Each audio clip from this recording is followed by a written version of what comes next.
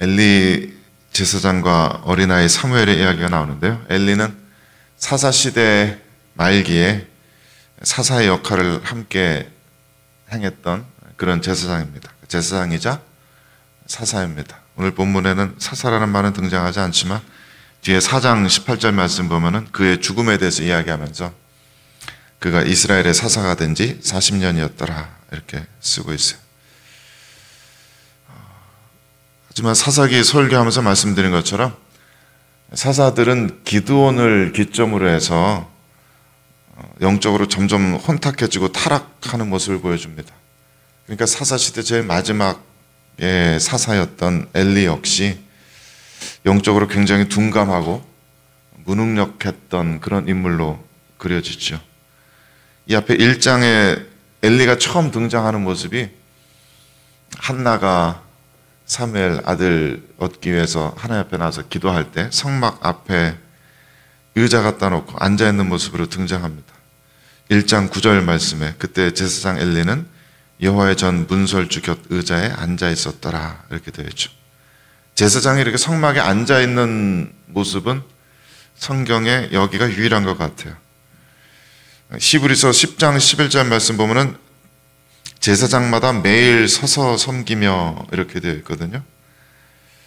그러니까 엘리가 이렇게 성막 앞에 옆에 의자 놔두고 앉아 있는 모습은 엘리가 굉장히 무기력하거나 혹은 하나님께 대한 경외감을 잃어버린 사람이거나 영적 긴장이 풀어져 버린 그런 모습을 표현한 것이 아닌가 싶어요. 뿐만 아니라 한나가 성막 앞에 서서 눈물로 기도하는데 이 제사장 엘리는 그 모습을 보고 저 여자가 술에 취했나 이렇게 생각했다고 하죠. 그건 아마도 엘리 자신이 한나처럼 하나님 앞에 자신의 마음을 쏟아놓으면서 개인적으로 자유롭게 기도해 본 적이 없다는 반증이기도 할 겁니다. 본인이 그렇게 기도해 본 경험이 있다면 다른 사람 기도하는 모습 보고 저 사람이 왜 저러나 그렇게 생각할 리는 없겠죠. 2장에서도 보면은 엘리는 자기 자녀들의 죄악을 제어하지 못하는 무기력하고 우유부단한 지도자로 등장합니다. 자신의 두 아들들이 행실이 나빴어요. 여호와를 잘 알지 못했다라고 써 있고 하나님께 올려드리는 제사를 멸시하였다 그랬어요. 가볍게 여기는 거죠. 그것에 중요한 것을 알지 못하고 가볍게 다뤘다는 거죠. 게다가 회막문에서 수종 두는 여인들과 적절하지 못한 관계까지 가졌다. 그런 모습이 드러나니까 엘리가 그 아들들을 꾸짖기는 합니다.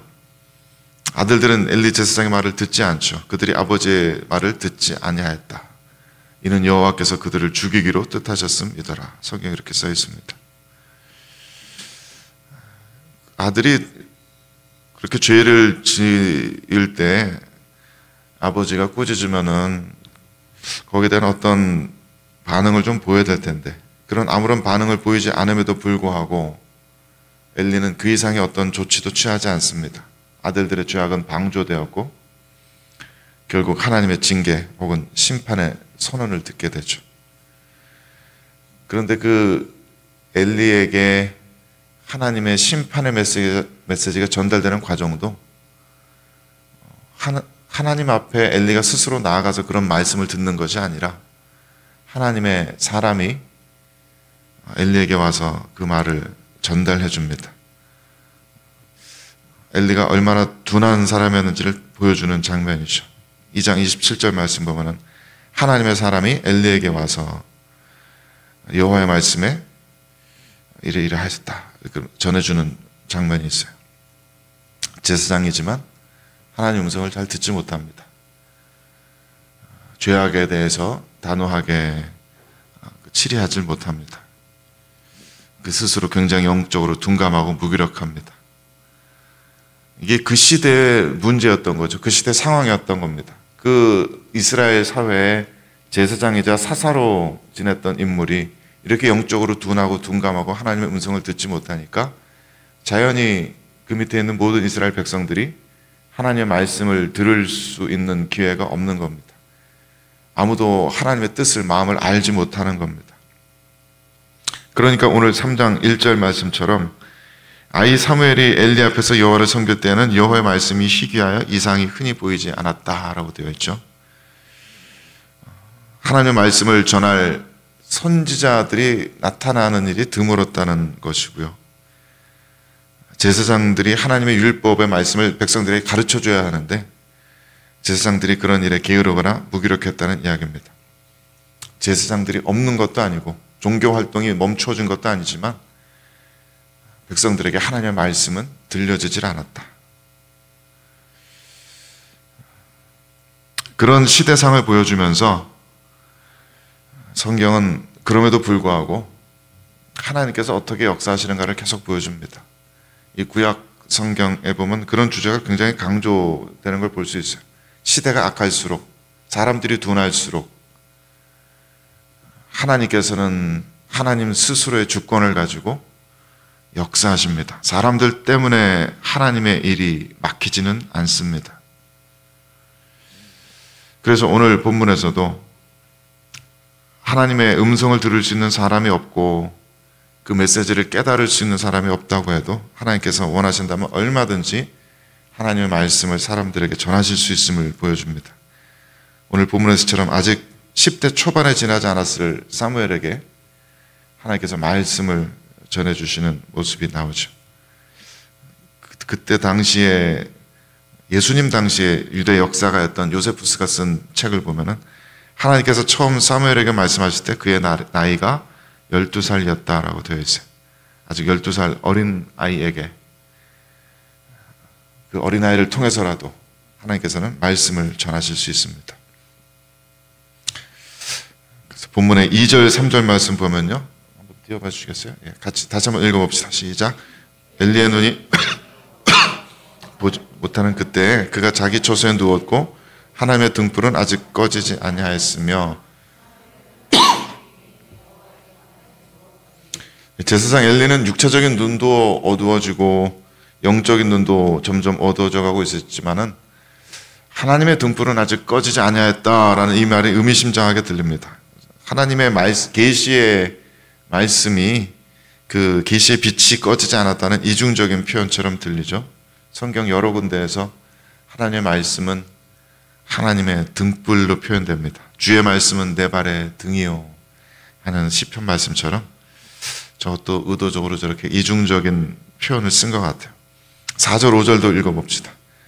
시작. 여호와께서 사무엘을 부르시는지라 그가 대답하되 내가 여기 있나이다 하고 엘리에게로 달려가서 이르되 당신이 나를 부르셨기로 내가 여기 있나이다 하니 그가 이르되 나는 부르지 아니하였으니 다시 누우라 하는지라 그가 가서 누웠더니. 그래서 뭐 이야기는 잘 아시죠? 하나님께서 잠자리에 든 사무엘을 부르셨고 사무엘은 그 음성을 듣습니다. 하지만 이 소리는 들었지만 그 소리의 의미는 깨닫지 못했죠. 그 음성이 하나님의 음성인 것은 알아차리지 못했습니다. 그래서 아직 어린 사무엘이 잠자리에 누웠을 때 사무엘 부르시는 음성을 듣고는 제사장 엘리가 자기 부르는 소리인 줄 알고 제사장 엘리에게 달려갑니다. 이런 일이 계속 3번 반복됩니다. 아직 어린 사무엘에게 그 음성의 의미를 깨닫지 못하는 사무엘에게 하나님께서는 계속 반복해서 음성을 들려주시면서 그를 오래 참으시고 기다려주십니다. 저희 개인적인 경험으로는 하나님의 음성이 들릴 때 늘 즉각적으로 하나님의 음성이라는 것을 의심할 겨를조차 없이 알게 되기 때문에 왜 이렇게 될까? 왜 이 사무엘은 이 하나님의 음성이 하나님의 음성인지 깨닫지 못했을까 생각하다 보니까 어쩌면은 하나님의 음성을 자각하기 이전에 하나님께서 저를 여러 번 부르셨는데 제가 깨닫지 못하고 있었던 것은 아닐까 생각해 보게 됩니다. 제가 하나님 음성을 자각하기 전까지 이 분명히 하나님의 음성으로 확신 있게 받아들이기 전까지 하나님께서는 나를 계속해서 부르고 계셨을 수도 있겠다. 모든 성도들은 그러고 보면은 하나님의 진리에 대해서 점진적으로 배워가고 눈을 뜨게 됩니다. 마태복음 8장에 보면 이런 말씀이 있어요. 예수님께서 베세다에 이르셨을 때 사람들이 맹인 한 사람을 데리고 와서 고쳐달라고 청하니까 예수님께서 그 사람 데리고 마을 바깥으로 나가셔가지고 눈에 침 바르고 안수하셔서 고쳐주시죠. 그리고 무엇이 보이느냐 물어보니까 이 사람이 처음에는 사람들 같은 것이 보이는데 나무 같은 것들이 이렇게 걸어가는 것처럼 보입니다 라고 희끄무레하게 보인다고 대답을 해요. 그러니까 예수님께서 다시 한번 그 눈에 안수하시고 그 다음에 또 보이냐 물어보니까 그 다음에 모든 것이 밝게 보인다고 이야기합니다. 신봉사 이야기처럼 한 번에 눈을 탁 뜨는 것이 아니라 점진적으로 눈이 떠져요. 처음에는 희끄무레하게. 그리고 예수님께서 다시 만져주니까 그 다음에야 조금 더 확실하게. 사람이 진리에 대해서 눈을 뜨는 과정도 대개는 그런 것 같습니다. 모세도 처음에는 불타는 떨기나무만을 보았고 그 의미를 전혀 깨닫지 못하다가 하나님의 음성을 들었고 그 다음에 음성을 통해서 하나님의 뜻을 밝히 알게 됩니다.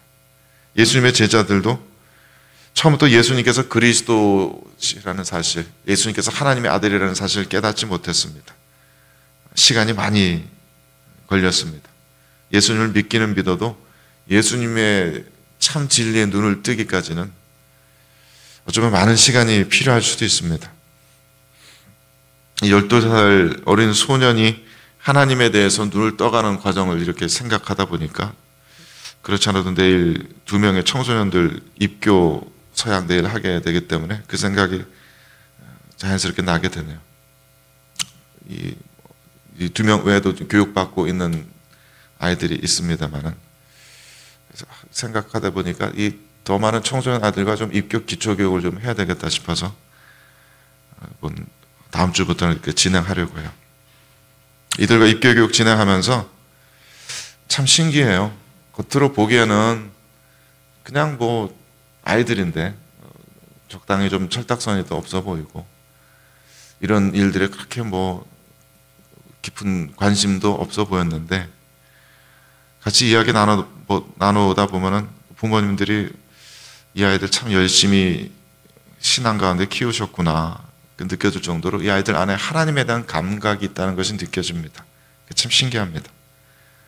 부모님들이 열심히 신앙교육 시켜주시고 교회까지 부지런히 라이드 해주시고 그런 것들이 결코 헛수고는 아니었던 것 같아요. 이제 이 아이들이 이 사무엘보다도 더 많은 나이가 되어서 스스로의 의지로 스스로의 결단으로 크리스찬이 되겠다고 선택합니다. 제가 몇 번이나 물어봤거든요. 너희들이 원해서 하는 거냐? 부모님 원해서 하는 거냐? 너희들이 원하는 거 아니면 안 해도 돼. 다음에 해. 막 꼬셨어요 이렇게. 그냥 꼭 안 해도 돼. 부재하겠대요. 왜 크리스찬이 되려고 하느냐 물어봤더니 그 이유들도 아주 확실해요.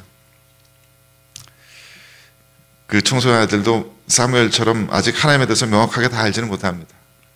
뭐 어른들도 마찬가지인데 교리에 대해서 100% 완벽하게 알지 못합니다.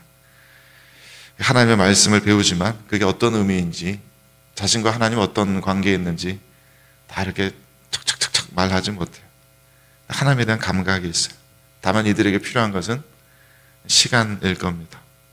그동안 하나님께서는 사무엘을 부르시는 것처럼 계속 지치지 않고 이들을 계속 불러주시겠죠. 이들은 많은 시간 그것을 듣지 못하고 그냥 넘어가는 경우도 있겠지만 하나님께서는 포기하지 않으실 겁니다. 계속해서 이들을 부르실 거예요. 물론 그러는 가운데 우리들도 먼저 믿은 우리들도 해야 할 역할이 있을 겁니다. 이들을 돕고 이들에게 조언하고 이들이 하나님을 더 깊이 만날 수 있도록 사랑할 수 있도록 우리도 우리들의 해야 할 일을 해야 될 겁니다. 오늘 본문에서도 엘리는 엘리대로의 일을 합니다. 8절 9절 말씀 읽어봅시다. 시작. 여호와께서 세 번째 사무엘을 부르시는지라 그가 일어나 엘리에게로 가서 이르되 당신이 나를 부르셨기로 내가 여기 있나이다 하니 엘리가 여호와께서 이 아이를 부르신 줄을 깨닫고 엘리가 사무엘에게 이르되 가서 누웠다가 그가 너를 부르시거든 내가 말하기를 여호와여 말씀하옵소서 주의 종이 듣겠나이다 하라 하니 이에 사무엘이 가서 자기 처소에 누우니라. 아멘. 그래서 기름 부음 받은 제사장은 그래도 역시 제사장이다. 하나님의 기름 부으심은 실패가 없다. 그런 생각도 해보게 됩니다. 엘리가 사무엘을 꾸짖으면서 왜 이렇게 귀찮게 하냐고 그냥 사무엘을 돌려보냈다면 얘기가 좀 달라졌겠죠. 자기 자신이 하나님의 음성을 들어본 적이 없으니까 어린 사무엘에게도 그런 일이 일어날 리 없다고 무시했다면 얘기가 굉장히 달라졌을 거예요. 어쩌면은 그래도 내가 제사장인데 하면서 애 앉혀놓고 하나님이 너에게 원하시는 것은 이런 거야 라고 자기 생각을 하나님의 말씀처럼 들려줬다면 얘기가 달라졌을 겁니다. 하지만 엘리는 비록 자신이 영적으로 둔하고 하나님과 깊이 교통하지는 못하는 모습이지만 그래도 다음 세대를 올바로 하나님께 인도해주는 역할은 했어요. 그건 하나님께서 너를 부르시는 음성이야. 다시 또 음성이 들리거든 그땐 네가 직접 하나님 앞에 나아가야 해. 네가 직접 하나님과 대화해야 해. 그렇게 권면해 줍니다. 사무엘을 자기 제자로 만드는 데 열심 내기보다 어린 사무엘이 하나님의 사람이 되도록 애써줍니다.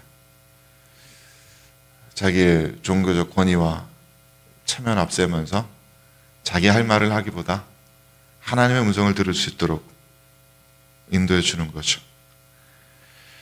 윗세대가 다음 세대에게 해줄 수 있는 최선의 것은 바로 저런 것이 아닐까 싶어요. 하나님은 이런 분이라고, 하나님은 너에게 이런 걸 원한다고 자기 생각, 정답 알려주는 것보다 네가 직접 하나님께 듣기를, 우리는 모두는 하나님 앞에 그렇게 1대1로 서야 한다고 그렇게 알려주는 것이 우리들이 해야 하는 일이 아닌가. 그래서 모든 사람들이 하나님과 개인적이고 친밀한 인격적 관계를 맺도록 돕는 것이 먼저 믿는 이들이 해야 하는 일이 아니겠는가 생각해 보게 됩니다. 감사하게도 우리는 지금 성령 시대를 살아가기 때문에 저 제사장 엘리로서는 꿈도 꾸지 못했던 일들을, 그런 은혜들을 우리는 마음껏 누립니다. 성령의 도우심 안에서 누구나 언제든지 하나님 앞에 설 수 있습니다. 우리들의 모든 기도들이, 우리들의 내면의 은밀한 신음들까지도 성령 안에서 하나님께 알려집니다. 우리는 하나님과 그렇게 교통할 수 있습니다. 얼마나 복된 은혜입니까? 그러니 이 은혜를 헛되이 하지 말고 먼저 우리들 스스로가 하나님 앞에 서야 되겠습니다. 우리들 스스로가 하나님과의 개인적인 친밀한 인격적 관계를 굳건하게 해야겠습니다. 우리들이 먼저 하나님의 말씀을 듣고 세상에 전하는 제사장과 선지자 역할을 해야 합니다. 그리고 우리들의 이웃들에게도, 무엇보다 우리들의 자녀들에게도 그들 스스로 성령을 영접해서 하나님과 1대1의 관계를 맺을 수 있도록 돕는 것이 우리들이 해야 할 일입니다. 주의 성령께서 우리 모두와 깊은 관계에 굳건하게 해주시고 우리 다음 세대를 도울 수 있도록 우리들에게 힘주시기를 주님의 이름으로 축원드립니다.